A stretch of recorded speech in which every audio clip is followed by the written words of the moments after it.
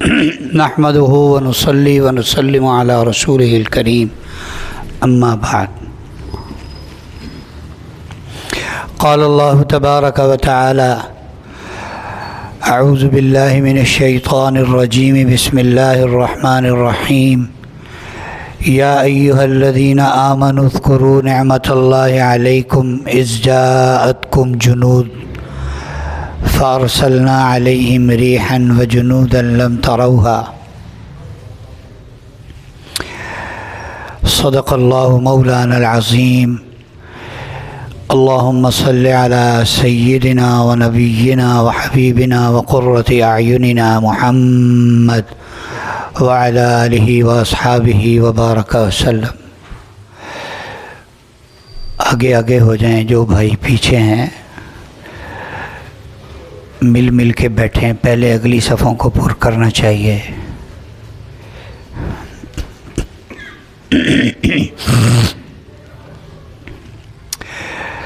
میرے محترم دوستو، حضور اکرم صلی اللہ علیہ وسلم کی زندگی اور آپ کی موجودگی میں صحابہ کرام کی زندگی اور آپ کے دنیا سے پردہ فرما جانے کے بعد صحابہ کی زندگی ہمارے لیے مشعل راہ ہے، ہمارے لیے مشعل راہ ہے۔ آپ صلی اللہ علیہ وسلم کو اللہ رب العزت نے بھیجا تاکہ مسلمانوں اور انسانوں کے لیے تا صبح قیامت زندگی کیسے گزارنی ہے وہ سب کچھ بتا دیں۔ چنانچہ موٹی موٹی چیزیں سارے اصول بتا دیے گئے، سارے اصول بتا دیے گئے۔ اس کی ہم چونکہ کھانے پینے کو پسند کرنے والے لوگ ہیں نا، تو اس کی مثال یوں سمجھ لو، اللہ نے ہمیں جانور دیے دودھ دینے والے، کوئی جانور دہی دینے والا دیا؟ کوئی جانور مکھن دینے والا دیا؟ کوئی جانور جو کریم دیتا ہو، جو دیسی گھی دیتا ہو؟ اصول ہے دودھ، آگے اس کی جزیات ہیں، دہی، مکھن، بالائی، کریم، فلانا یہ چیزیں۔ اب قیامت کے بعد قیامت تک پتہ نہیں اس سے کتنی چیزیں نکل آئیں گی۔ تو اصول اللہ نے ہمیں دے دیے، ان اصولوں کی روشنی میں آگے جزیات جو ہماری ضرورت کی قیامت تک ہمیں پیش آئیں گی وہ ہمیں پتہ لگتا رہے گا۔ اللہ پاک علماء حق کو سلامت رکھیں، ان کے ذریعے سے جن کا کام ہی یہی ہے، شب و روز اللہ اور اس کے رسول کے ارشادات و فرامین ان کے سامنے ہیں، وہ ان میں غور و فکر کرتے ہیں، پڑھتے ہیں، بیک وقت ان کے سامنے حضور اکرم صلی اللہ علیہ وسلم کے ارشادات اور آپ صلی اللہ علیہ وسلم کی زندگی اور صحابہ اکرام کے ارشادات اور صحابہ اکرام کی زندگی بیک وقت دونوں چیزیں ان کے سامنے ہیں، وہ اس کی روشنی میں ساری امت کی رہنمائی فرما رہے ہیں ماشاءاللہ۔ کچھ واقعات آپ صلی اللہ علیہ وسلم کے زمانے میں ایسے پیش آئے جن میں ہمارے لیے قیامت تک کے لیے رائے ہدایت ہے۔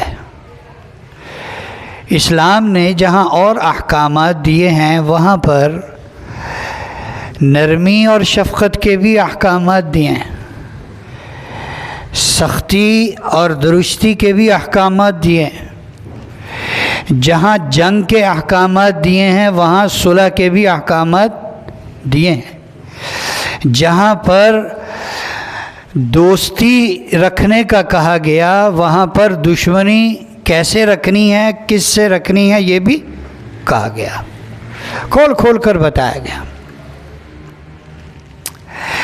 جنگ کے احکامات بتائے گئے۔ فَإِذَا لَقِيتُمُ الَّذِينَ كَفَرُوا فَضَرْبَ الرِّقَابِ، جب تمہاری کفار سے لڑائی ہو جائے، آمنا سامنا ہو جائے، مقابلہ ہو جائے، اب ان کی گردنیں اتار دو۔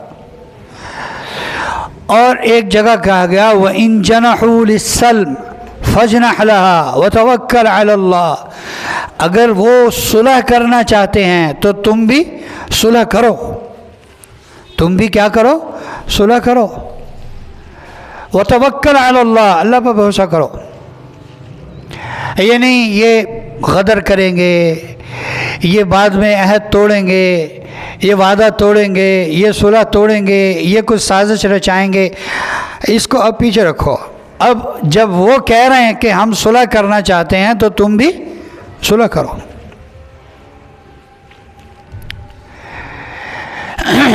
لیکن کب کیا کرنا ہے؟ بعض مواقع ایسے بھی ہیں جہاں صلح نہیں کرنی۔ اللہ کا حکم اپنی جگہ ہے، لیکن ہم اللہ کا حکم بھی دیکھیں گے اور ساتھ ساتھ اللہ کے نبی کی زندگی بھی دیکھیں گے، کیونکہ میں اور آپ یا کوئی اور دوسرا تیسرا اس کے بارے میں تو یہ گمان کیا جا سکتا ہے کہ یہ اللہ کے حکم سے ذرا دائیں بائیں ہو رہا ہے، اللہ کے نبی کے بارے میں یہ گمان کرنا ایمان سے ہاتھ دھونا ہے۔ چنانچہ ایک مشہور غزوہ ہے جسے غزوہ خندق، غزوہ احزاب کہتے ہیں۔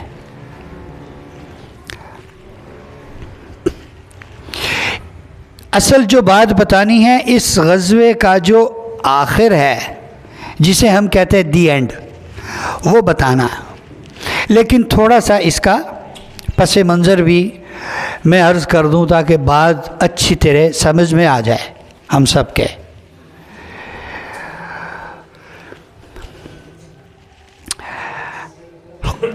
یہودیوں کے 3-4 بڑے بڑے قبائل تھے جو مدینے میں یا مدینے کے آس پاس بستے تھے۔ ان میں سب سے طاقتور قبیلہ تھا بنو نذیر، اس کے بعد تھا بنو غطفان، اس کے بعد تھا بنو قینقاع، ایک قبیلہ تھا جو مدینے کے اندر رہتا تھا، اس کا نام تھا بنو قریظہ۔ ان سب کا مدینے میں عمل دخل تھا، آنا جانا تھا، اور یہ سب مدینے کے شہری سمجھے جاتے تھے، مدینے کے باسی سمجھے جاتے تھے۔ بنو قریظہ تو بالکل اندر کے تھے۔ جس طرح ہندوؤں کے اندر ذات پات ہے، اسی طرح یہودیوں کے اندر بھی ذات پات تھی۔ بنو نذیر اعلیٰ درجے کے یہودی سمجھے جاتے تھے، جیسے ہندوؤں میں ایک قوم ہے برہمن جسے سب سے اونچی ذات کا، اور ایک قوم ہے اسے شاید شودر کہتے ہیں، یہ نیچی ذات کے کہتے ہیں، ایک وہ ہیں۔ بنو قریظہ نیچی ذات کے تھے۔ ان کے درمیان عہد اور معاہدہ تھا کہ بنو قریظہ اگر بنو نذیر کے کسی آدمی کو ماریں گے، قتل کر دیں گے، تو بنو قریظہ تو پوری دیت ادا کریں گے، اور اگر بنو نذیر نے بنو قریظہ کے کسی آدمی کو مار دیا تو آدھی دیت دیں گے، کیونکہ اونچی ذات کے تھے، خود کو اونچی ذات کا سمجھتے تھے۔ جب رسول اللہ صلی اللہ علیہ وسلم تشریف لائے، ان کے درمیان معاہدے ہوئے، آپ صلی اللہ علیہ وسلم کا معاہدہ ہوا بنو قریظہ کے ساتھ، اور اس سے پہلے بنو نذیر اور بنو غطفان کے ساتھ بھی مسلمانوں کی، صحابہ کرام کی کچھ لڑائیاں ہوئی تھیں اور انہیں جلا وطن کر دیا گیا تھا۔ یہ مدینے سے دور چلے گئے تھے، خیبر میں جا کر آباد ہو گئے تھے، لیکن بنو قریظہ مدینے کے اندر تھے، بنو قریظہ مدینے کے اندر تھے۔ بنو قریظہ کا جب معاہدہ ہوا صحابہ اکرام کے ساتھ اور نبی کریم علیہ الصلاۃ والسلام سے، تو ان کے اندر ایک جرت پیدا ہو گئی کہ اب ہمارے ساتھی اور ہمارے حلیف مسلمان ہیں، محمد صلی اللہ علیہ وسلم اور ان کی پوری جماعت ہے۔ چنانچہ وہ بنو نذیر کے آگے کھڑے ہو گئے اور انہوں نے کہا ہم آپ کو اتنی دیت ادا کریں گے قتل و قتال پر جتنی آپ ہمیں دیتے ہو۔ اگر تم آدھی دو گے تو ہم بھی آدھی دیں گے، تم پوری دو گے تو ہم بھی پوری دیں گے، برابری۔ اب ڈرنے والی کوئی بات نہیں ہے۔ بنو قریظہ کو اتنی سپورٹ ملی حضور اکرم صلی اللہ علیہ وسلم اور صحابہ اکرام کی جماعت سے، تو ادھر قریش مکہ جو تھے وہ ہمیشہ اس بات کی کوشش میں تھے کہ ہم اپنی شکست کا بدلہ لیں مسلمانوں سے، ہم ان کو نقصان پہنچائے۔ ان کی دشمنی مسلمانوں کے ساتھ اس درجے کی تھی کہ وہ کسی صورت مسلمانوں کو مدینہ منورہ میں بھی سکون سے رہنے دینا نہیں چاہتے تھے۔ چنانچہ بنو غطفان، بنو قینقاع، بنو نذیر، ان سب کا ایک وفد گیا مکہ مکرمہ، اور انہوں نے قریش مکہ کے بڑے بڑے سرداران کو اکٹھا کیا، آپس میں میٹنگ کی اور انہیں کہا کہ تم ان سے لڑو، ہم تمہارا ساتھ دیں گے۔ میں یہودیوں کی آپ کو ساری کتھا کہانی سنا رہا ہوں، یہ اس سرشت کے مالک ہیں، آج تک ان کی سرشت وہی ہے، بدلی نہیں ہے۔ جیسے آج کا یہودی سارے کفر کو اپنے لیے اکٹھا کر رہا ہے، یا آج کا کفر اکٹھا ہے مسلمانوں کو ختم کرنے کے لیے، اس زمانے کا کفر بھی اکٹھا تھا مسلمانوں کو ختم کرنے کے لیے۔ فرق یہ ہم میں اور پہلے مسلمانوں میں یہ ہے کہ وہ اکٹھے ہو جاتے تھے ان کا مقابلہ کرنے کے لیے، اور ہم آج تتر بتر ہے۔ اس لیے ہماری قسمت میں ذلت اور رسوائی لکھی ہوئی ہے۔ بلکہ جو اللہ کی طرف سے ذلت اور رسوائی ہے وہ کس کی قسمت میں ہے؟ یہودیوں کی۔ یہودیوں کی وَضُرِبَتْ عَلَيْهِمُ الذِّلَّةُ وَالْمَسْكَنَةُ وَبَاءُوا بِغَضَبٍ مِّنَ اللَّهِ، یہ یہودیوں کے بارے میں اللہ نے ان کی قسمت میں ذلت اور رسوائی لکھ دی ہے، اور اللہ کا غضب ہمیشہ ان پر برستا رہے گا۔ لیکن آج الٹ ہے کہ ہم نے اپنی روش تبدیل کر لی، ہم نے اپنی روش تبدیل کر لی، ہم ان کے مقابلے میں حرکت میں نہیں آ رہے۔ تمام مسلمان حکمران وہ ان کے مقابلے میں حرکت میں نہیں آ رہے۔ تو یہ جو وفد یہودیوں کا مکہ مکرمہ پہنچا، انہوں نے ان سے میٹنگ کی اور انہیں تیار کیا، اور وہ سب اس پر آمادہ ہو گئے، اور انہوں نے مشرکین مکہ نے یہودیوں سے ایک سوال کیا، آپ ذرا اس کو توجہ سے سنیں۔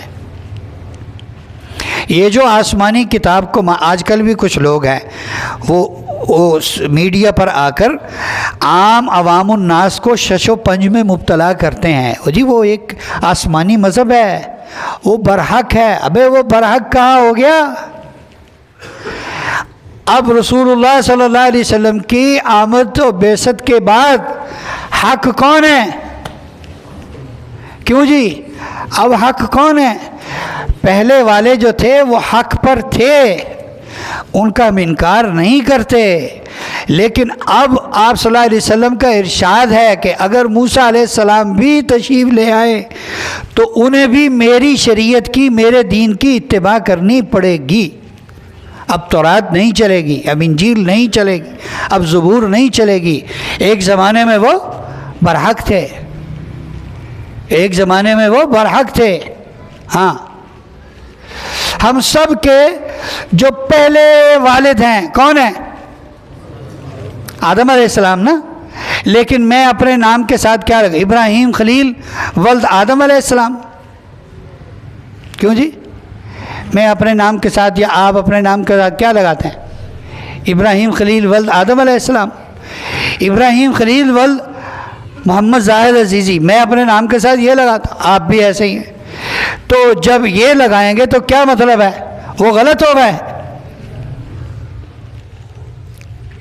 میرے محترم دوستو، وہ اپنی جگہ پر برحق ہیں سارے کے سارے، لیکن اب جو سلسلہ جیسے میرے نام کے ساتھ میرے والد کی ولدیت لگے گی، ایسے ہی اب ہمارے پاس کس کا دین ہے؟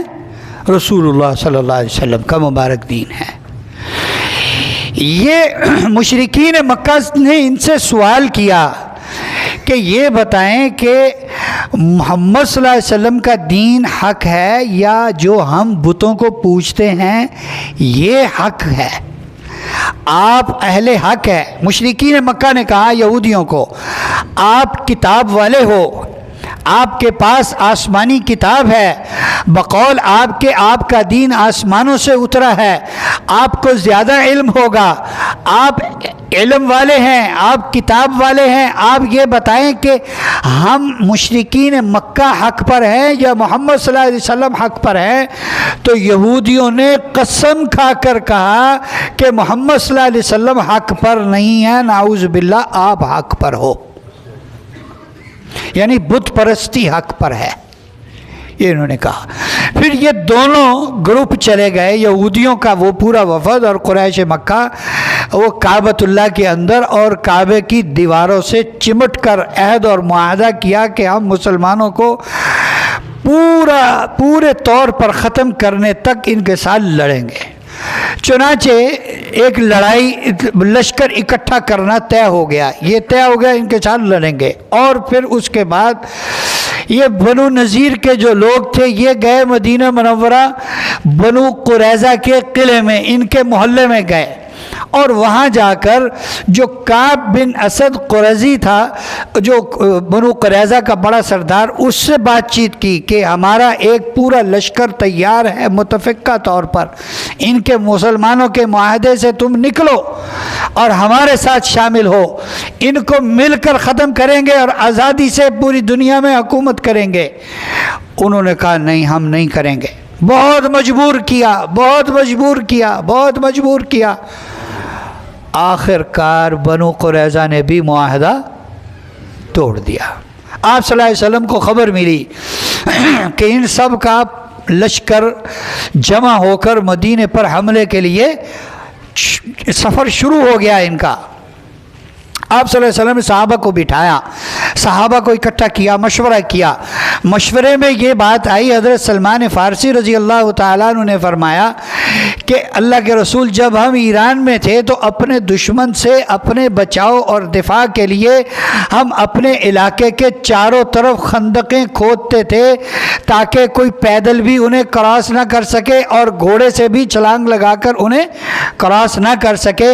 چنانچہ ان کی رائے پر اتفاق ہوا اور سب کے سب نے خندق کھودنے پر اتفاق کے رائے کیا اور خندق کھودنی شروع ہوئی. آپ صلی اللہ علیہ وسلم نے پورے مدینے کے چاروں طرف علاقہ صحابہ اکرام میں تقسیم کیا، خندق کھودنی شروع کر دی گئی.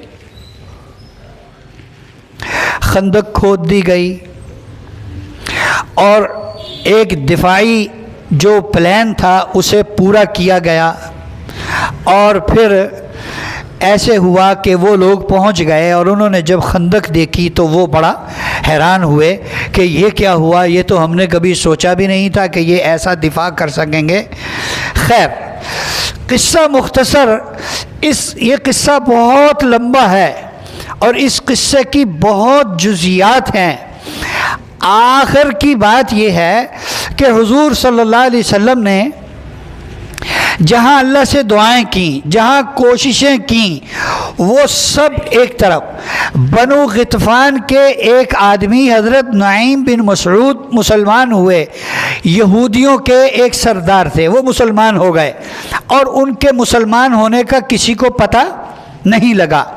ایک موقع بیچ میں ایسا بھی آیا، حضور اکرم صلی اللہ علیہ وسلم نے بنو غطفان کو بلایا، ان کے سرداروں کو اپنے طور پر، اور انہیں کہا کہ بھائی ہم تمہیں مدینہ منورہ کی جو کھجوروں کی فصل ہوگی آدھی فصل تمہیں دیں گے، تم اس اتحاد سے نکل جاؤ۔ انہوں نے آمادگی ظاہر کی کیونکہ یہ پیسے کے پجاری ہیں، یہودی پیسے کے کیا ہیں؟ دو چیزوں کی محبت ان میں کوٹ کوٹ کر بھری ہوئی ہے، ان کے رگ و ریشے کے اندر ہے، ایک پیسے کی اور دوسرا زندگی کی۔ تو آپ صلی اللہ علیہ وسلم نے جب دیکھا یہ آمادگی کا اظہار کر رہے ہیں تو صحابہ اکرام کو بلایا، جو انصار کے سرداران تھے قبیلہ اوس و خزرج کے، انہیں بلایا اور انہیں بلا کر کے فرمایا کہ بھائی میں نے یہ کام کیا ہے۔ تو ان سرداران نے کہا کہ حضور اگر تو یہ اللہ کا حکم ہے، آپ کا حکم ہے تو سر آنکھوں پر ہے، اگر آپ کا مشورہ ہے تو ہماری رائے اس کے الٹ ہے، آپ فرمائیں۔ آپ علیہ الصلوۃ والسلام نے فرمایا نہ یہ میرا حکم ہے نہ یہ اللہ کا ہے، میں تو چونکہ آپ لوگوں پر ایک بہت مصیبت آئی ہوئی ہے، میں کہہ رہا ہوں یہ مصیبت آپ پر سے دور ہو جائے، میں نے اس لیے۔ تو سعد بن معاذ، سعد بن عبادہ، سعد بن معاذ قبیلہ اوس کے سردار ہیں اور سعد بن عبادہ قبیلہ خزرج کے سردار ہیں انصار میں سے۔ وہ بیک آواز کہنے لگے اللہ کے رسول یہ کام تو ہم نے اس وقت نہیں کیا جب ہم مشرک اور کافر تھے، اب تو ہم آپ کے دست حق پرست پر بیعت کر چکے ہیں، اللہ کو ایک مان چکے ہیں، آپ کو نبی مان چکے ہیں، اسلام کو اپنا اوڑھنا بچھونا بنا چکے ہیں، اب ایسی بزدلی کیسے ہم کر سکتے ہیں؟ یہ ہم ایک کھجور ان کو نہیں دیں گے، ہماری کھجوریں وہ کھا سکتا ہے جو مسلمان بن کر ہمارا بھائی ہو یا وہ ہمارا مہمان ہو، یہ بدمعاش کافر ہماری کھجوروں کا ایک دانہ نہیں کھا سکتے، آپ ہماری بالکل فکر نہ فرمائیں، ہم آپ کے ساتھ کھڑے ہیں، یا مریں گے یا ماریں گے۔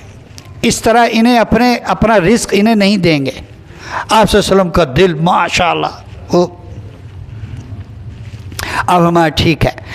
وہ سردار مسلمان ہوئے، نعیم بن مسعود، وہ مسلمان ہو کر آپ صلی اللہ علیہ وسلم کے پاس آئے اور آ کر عرض کیا اللہ کے رسول میں مسلمان ہو چکا ہوں اور کسی کو پتہ نہیں ہے، اگر آپ فرمائیں تو میں ان کو منتشر کرنے کے لیے کوئی پلان کروں؟ آپ نے فرمایا الحرب خداع، لڑائی تو دھوکے کا نام ہے، تم کرو جو۔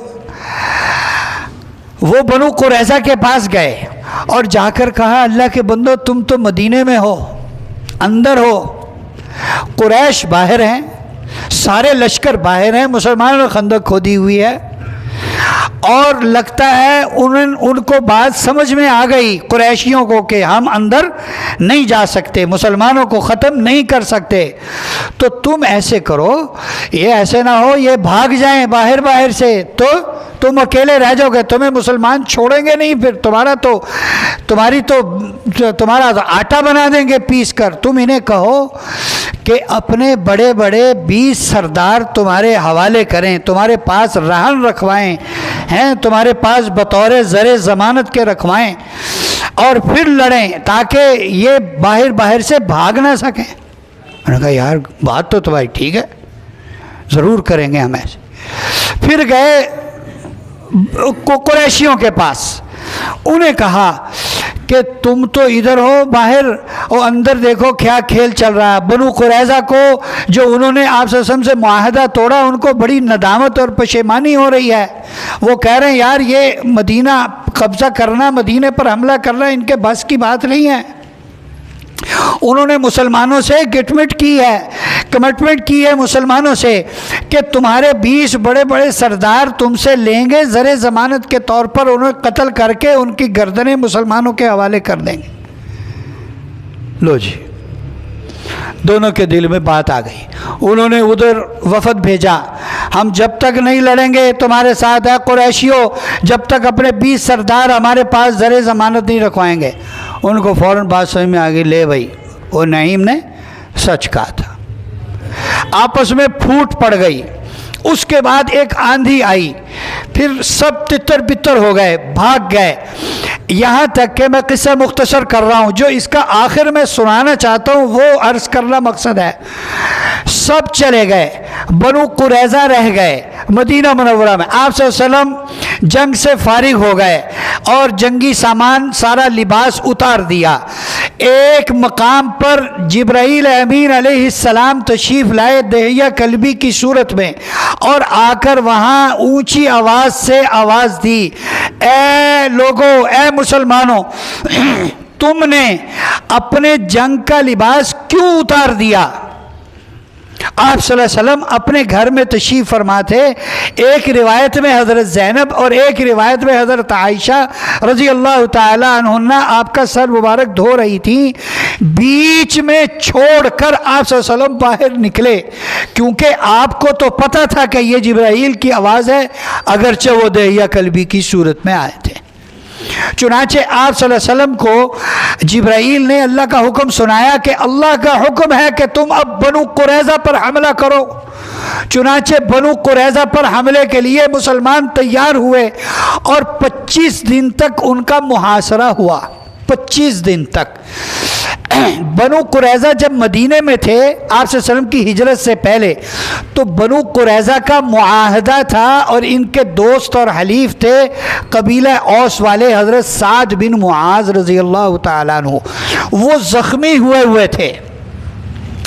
25 دن کے محاصرے کے بعد آپ صلی اللہ علیہ وسلم نے ان سے بات چیت کر کے انہوں نے خود فرمائش کی, یہودیوں نے, کہ ہمارا فیصلہ سعد بن معاذ کے حوالے کر دیا جائے, وہ جو فیصلہ کر دیں گے ہمیں منظور ہے. چونکہ دوستی تھی, انہیں خواہش تھی کہ انہیں یہ امید تھی کہ یہ ہمارے لیے کوئی نرم فیصلہ کریں گے. تو سعد بن معاذ رضی اللہ تعالیٰ عنہ کے سینے میں یا گردن میں کسی جگہ پر, بہت نازک جگہ پر تیر لگا ہوا تھا اسی لڑائی کے اندر, اور وہ زخمی تھے, ان کا علاج معالجہ ہو رہا تھا.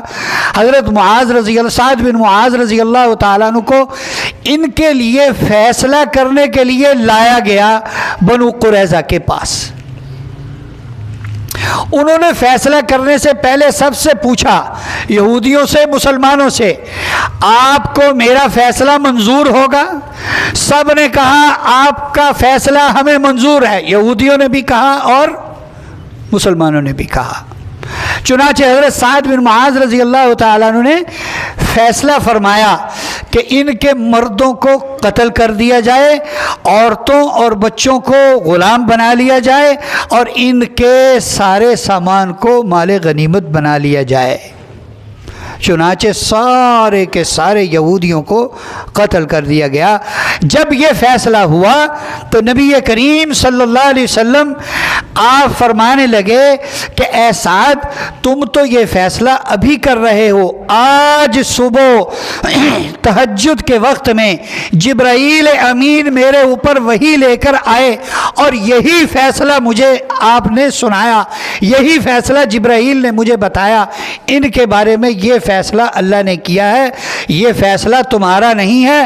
7 آسمانوں کے اوپر اللہ رب العزت نے بھی یہی فیصلہ ان کے لیے کیا ہوا ہے. تو آج جو مسلمانوں کے خلاف ایسے سرگرم عمل ہیں, تو میرے محترم دوستو, ہمارے اندر اتنی نرمی اور اتنی گنجائش ان کے لیے کیوں ہے کہ ہم اقتصادی طور پر بھی انہیں توڑنے کے لیے آگے نہیں آ رہے. یہ سب کے لیے لمحہ فکریہ ہے کہ ہم سوچیں کہ ایک طرف کفار کا وہ اجتماع ہے اور وہ سب اکٹھے ہیں ہر مسلمان مملکت کو, ہر مسلم مملکت کو ختم کرنے, انہیں کمزور کرنے کے لیے, اور ایک اہم ہے کہ جو مصلحتوں سے ہی نہیں نکل رہے. اللہ رب العزت ہمیں ان باتوں کی سمجھ عطا فرمائے.